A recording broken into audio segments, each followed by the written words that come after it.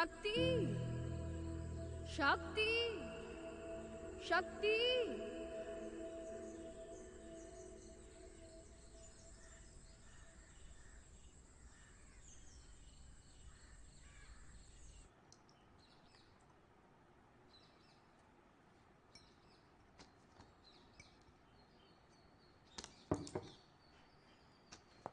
Madam, சுரானான்னு ஒரு Hindi film producer வந்திருக்காரு. இந்த என்ட்ரியோட எக்ஸிக்யூட்டிவ் ப்ரொடியூசர் அவர் தான். உங்களை பார்த்துட்டு மிஸ் பண்ணிட்டு போகணுமா? ரொம்ப வருஷங்களுக்கு முன்னாடி மெட்ராஸில் நீங்கள் அவரை மீட் பண்ணியிருக்கீங்களா?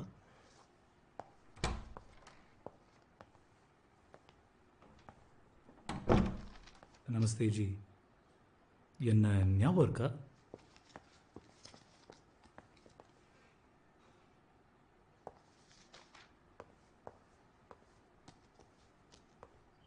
நான் வெறும் ஹலோ சொல்லணுன்னு தான் வந்தேன். ரொம்ப நாளாச்சு மேடம். அதுக்கப்புறம் நம்ம மீட் பண்ணலன்னு நினைக்கிறேன். நீங்களும் ஹிந்தி ஃபிலிம்ஸ் எதுவுமே பண்ணல, நீங்கள் சவுத் மட்டும் தான் பண்ணீங்க. நான் அந்த படங்கள் பண்ணுறதுலேயே ரொம்ப சந்தோஷமாக இருந்தேன் மிஸ்டர் சுரானா. கண்டிப்பாக நீங்கள் டாப் ஹீரோயின் சவுத்தில். ஆனால் ஜிஎம்ஆர் சார் மட்டும் அந்த ஹிந்தி படம் ஷியாம் கபூரோட பண்ண விட்டுருந்தாருன்னா நீங்கள் அதோட பெரிய ஸ்டார் ஆகிட்டு இருப்பீங்க.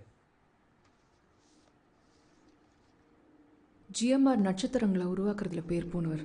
ஆமாம் மேடம். எனக்கு எது நல்லதுன்னு அவருக்கு தெரிஞ்சது. அவர் சொன்னது தான் சரி. ஏன்னா இப்போ நான் அதை விட பெரிய நட்சத்திரம்னா அது அவரால். கண்டிப்பாக உங்கள் மடத்தனமான படங்கள் செய்ய முடிஞ்சதை விட. சையத் அவருக்கு கதவு தரங்க.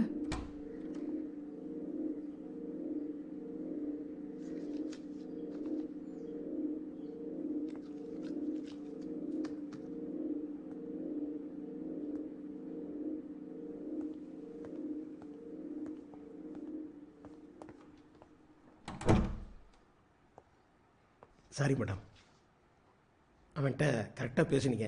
அவனை வைக்க வேண்டிய இடத்துல வச்சிங்க மேடம். நானா இல்லை நீங்களா?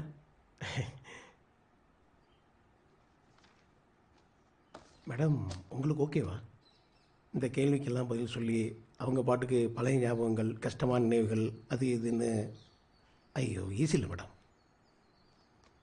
ஈஸி இல்லை தான். ஆனால் அதெல்லாம் இல்லைன்னா இதெல்லாம் கூட இல்லை. எப்படி மேடம் எல்லாமே நேற்று நடந்த மாதிரி ஞாபகம் வச்சுருக்கீங்க? பயங்கரமான ஞாபக சக்தி மேடம் உங்களுக்கு. ஞாபகம் இருக்கணும்ல சையத். ஆனால் அதுவும் நல்லதில்லை. மறக்கணும்னு நினச்சாலும் ஞாபகம் இருக்கு, ஞாபகம் வருது. மறக்க முடியலனாலும் மன்னிக்கணும்ல. இன்னுமா? பல வருஷங்கள் ஆச்சே madam. Sir, shot ready. Oh madam, shot ரெடியா?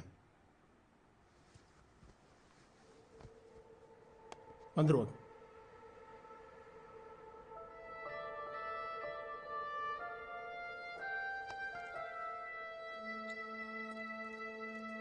இருபத்தெட்டு படங்கள் ஜிஎம்ஆர் கூட மட்டும். இன்றைக்கி இருக்கிற நடிகைங்கள்லாம் அவங்க வாழ்நாளில் 28 படம் நடிக்கிறதுங்கிறதுலாம் ரொம்ப கஷ்டம் மேடம்.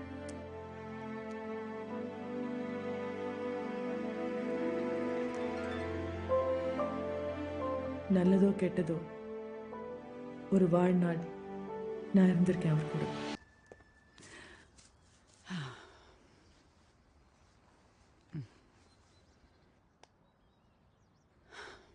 இந்த வகை கேள்விகளை தொடர்ந்து கேட்கலாமா? இன்னும் இருக்கா? விடை கிடைக்காத ஒரு சிலதுதான்.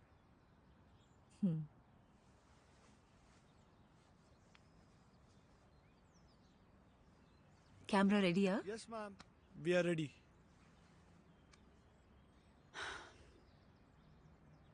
சக்தி ஜி, ஜிஎம்ஆர் எப்பயும் உங்களை பாதுகாக்கணும்னு எண்ணினாரா?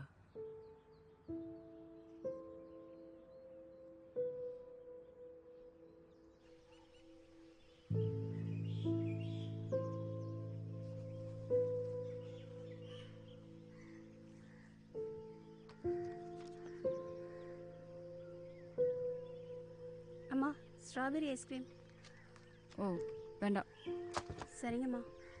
ஜோதி, சொல்லுங்கம்மா. இப்போ கொடுத்துரு. ம், நாளையிலேருந்து எனக்கு ஃப்ரூட்ஸ் மட்டும் போதும். சரிங்கம்மா.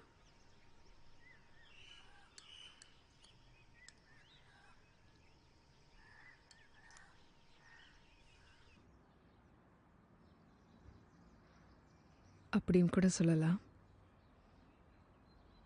இன்னும் சரியா சொல்லணும்னா அவர் என்ன தன்னுடையதா நினைச்சார்.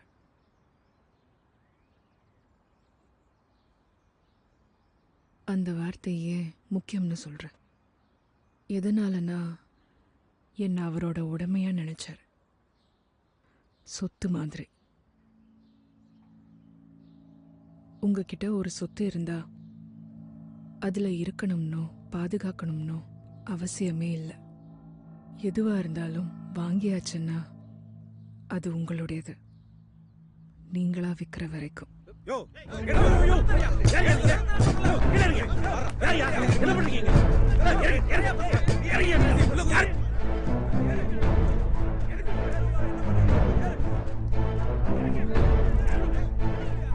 வாட்ச்மேன், என்னாச்சு?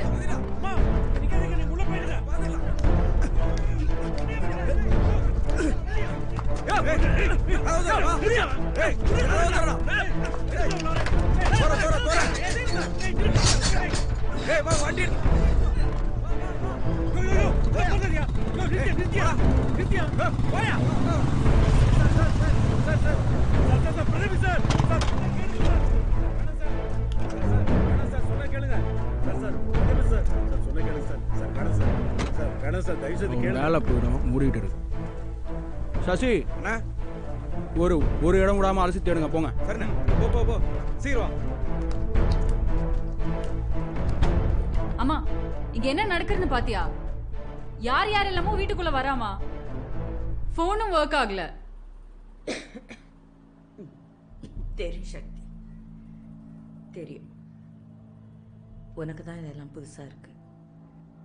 இதெல்லாம் நடக்கும்னு எனக்கு முதல்ல தெரியும். பழக்க வேண்டியதான். பழகிக்கணுமா? கண்ட காலி பசங்க எல்லாம் நம்ம வீட்டுக்குள்ள நுழையுவாங்க, நம்ம பார்த்துட்டு இருக்கணுமா? நீ வாமா, நம்ம போலீஸ்ட்ட போலாம். என்ன சக்தி, என்ன பேசுற? ஜிஎம்ஆர் ஆளுங்கிட்ட எந்த போலீஸ் வருவாங்க? ஜிஎம்ஆர் ஆளுங்களுக்கு இங்க என்னமா வேலை? பரிசோதனை, சந்தேகம். உன் மேல சந்தேகம், நம்ம மேல சந்தேகம். என்ன பண்ண சொல்ற?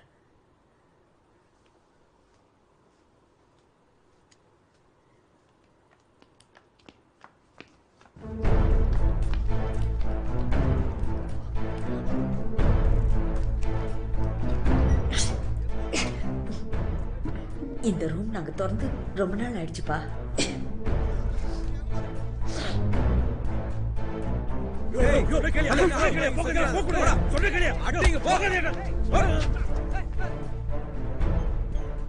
அது பாத்ரூம். அங்க என்ன பார்க்க போறீங்க? ஒளிய வசதியான இடம் தானே. உள்ள எவனாவது ஒளிஞ்சிருந்தா?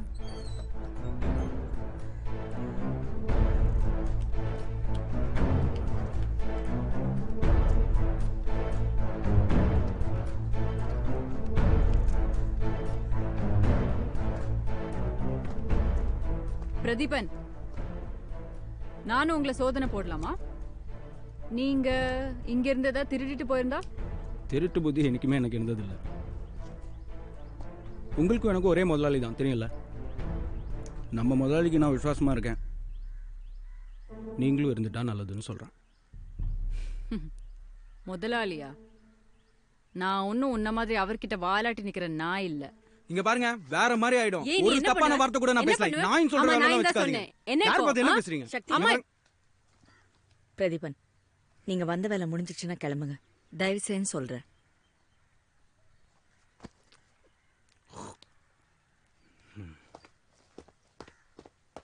என்ன இவ்வளவு சீப்பா நடத்துறதுக்கு இவன் யாரு?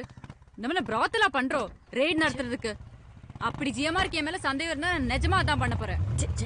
என்ன பேசுற ராஜா? நீங்க போய் வெந்நீர் எடுத்துட்டு வாங்க. இப்ப நான் அவருக்கு கால் பண்ணி அவர் ரூம்ல யார் குரல் கேக்குன்னு செக் பண்ணா அவர் ஒத்துப்பாரா? அவருக்கு மேல அக்கறை இருக்குன்னு தெரிஞ்சுக்க. இந்த சோதனை நல்லதுக்குன்னு நினைச்சுக்க. இன்னும் அவர் ஆதரவு உனக்கு இருக்கு, அவ்வளவுதான்.